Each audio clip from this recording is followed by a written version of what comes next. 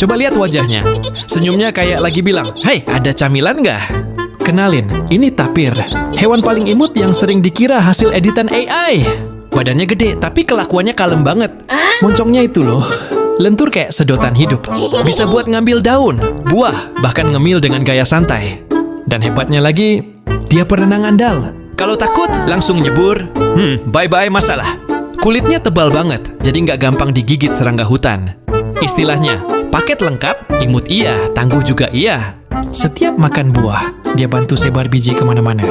Tanpa sadar, dia jadi tukang tanam pohon profesional. Sayangnya, rumah mereka makin sedikit karena hutan rusak. Padahal dunia butuh lebih banyak senyum polos kayak gini.